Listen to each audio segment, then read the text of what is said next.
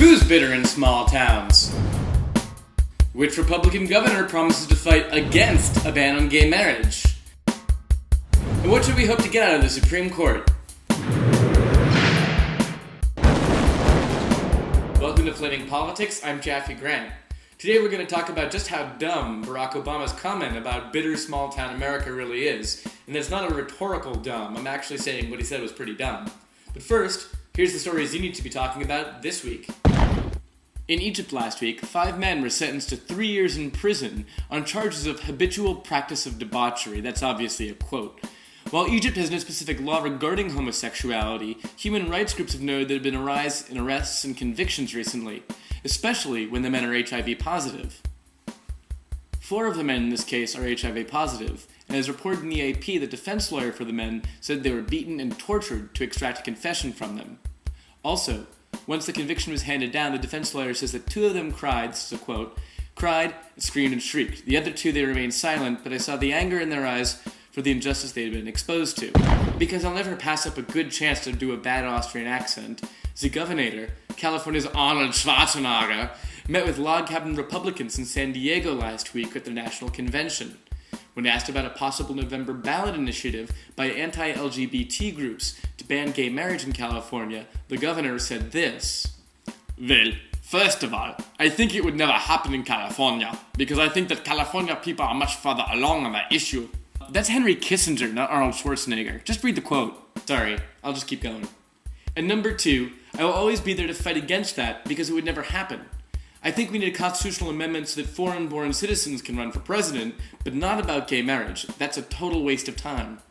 I want to thank everyone for taking the time to reply in the comments section to the videos I do.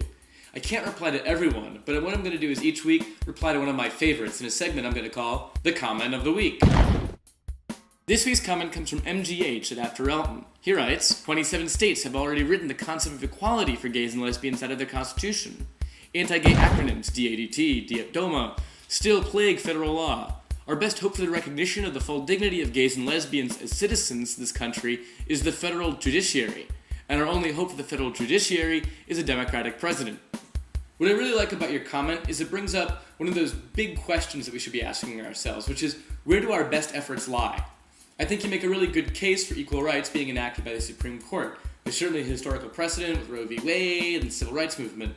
And there's definitely the hope that one day the Supreme Court will do something similar for gay rights and have a landmark judgment that would essentially give us an end to discrimination, at least legally, as well as full protection under the law. I'm not sure this is going to happen, though. Part of this is simply, as you pointed out, the makeup of the current court. But also there's been a changing view in the role of the Supreme Court in recent years. Roe v. Wade, for example, is now being reconsidered by both liberal and feminist scholars as being sort of a mixed blessing. It got the idea right, it just went about it the wrong way. I also think when you look at history, we've had more success at a local and state level than we've had at a federal level. This isn't to say that the composition of the Supreme Court isn't important, simply that we shouldn't necessarily consider our best hope for change. I really enjoy being kept on my toes, so keep those comments coming. And now, for the big story. Small towns and their bitterness. First off, let me start by saying that I think what Barack Obama said about people clinging to their guns and to religion was stupid. I'm not totally biased. I don't think it's necessarily as dumb as bomb Iran, or we came in under sniper fire, but it was a really boneheaded thing to do. Clearly, the stories had a lot of traction in the media. The polls for Pennsylvania nationally, at least at the time of my recording this, haven't gone down for Obama, but I still think it's too early to tell. Now, for gay Americans, small-town America has a lot of meaning to us. For many of us, it's the place we grew up in and had a terrible time in and moved away and never looked back. And for some of us, it's also a place we never hope to wind up in without a tank of gas. Not me, though. I really like small-town America. And what I want to do right now is talk about a documentary I did a few years back on religious roadside attractions across the United States. So there are 3 places I want to talk about that I went to on this trip. The first is a place called Garden of the Crosses, and it's in Alabama, in rural Alabama. And basically, it's a trailer park filled with thousands and thousands of crosses, as well as ovens and stoves and refrigerators have been abandoned and painted with phrases like hell is hot and you're gonna die, or in sin from drinking. I think it's actually in sin from firewater. And this was created by a man named W.C. Rice. Now, when I went there with the documentary crew, W.C. Rice had passed away a few months earlier, and I met with his wife. And I specifically went and asked her questions about the idea behind this blue state, red state divide. When I asked her, she said, "Oh, all the people I've met from New York that come down have all been really nice." Now, I'm not naive. I know people act differently on camera than they do off. I, for instance, don't talk like this in real life. But on the whole, everywhere I've traveled, people have been very warm and friendly and inviting in these small rural towns. One of the things that I found most interesting is if you talk to just about any born-again Christian, they'll profess quite loudly that they've committed sins in the past, that they've lived a life which wasn't the life they wanted to lead, and this is why they've turned to religion. It's a private, sustaining faith that's much more about their spiritual life than it is about politics or identity politics. Now, the second place I want to talk about is the world's second largest cross, which is in the panhandle of Texas and I-40. Maybe you've seen it if you've been on a road trip. It's huge. It's made of aluminum siding, and most people just drive by it and kind of go, wow, there's a big giant cross in the middle of the highway. But if you actually park at the base of the cross, there are a series of bronze statues, most of them depicting the Stations of the Cross. But there's one statue in particular which has Jesus kneeling down by the side of the road, and his hands are outstretched, and in his hands, in his palms, is a fetus. And next to this is a granite marker that says, dedicated to all the unborn children murdered by abortionists. Now, I think this is creepy and frankly downright evil. But at the same time, I don't think it has much to do with the average small-town American. It has much more to do with rich evangelicals. I'm not saying all evangelicals, but rich evangelical ministers and Baptists who run congregations that are fueled by hate.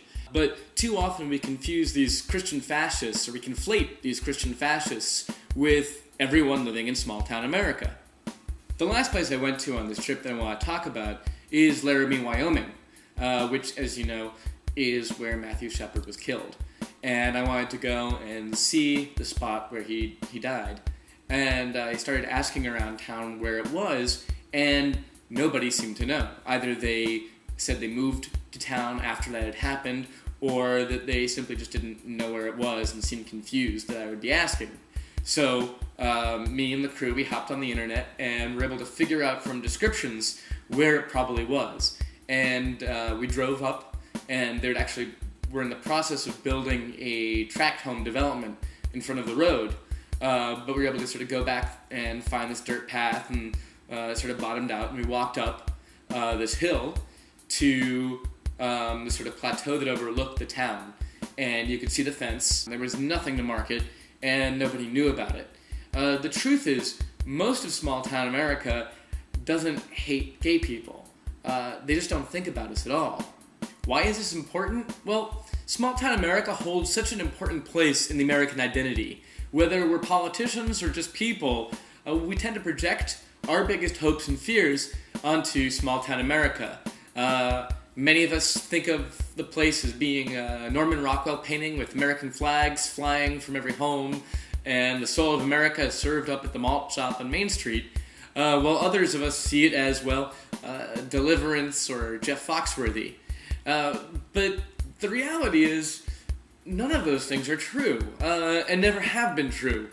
Small-town America is like most of America. It's a mix of people, and most of them are just trying to live their lives. And they want to live their lives as moral, decent human beings. And while there will always be bigots wherever you go, by assuming that everyone in small-town America is a bigot, we're sort of being bigoted ourselves.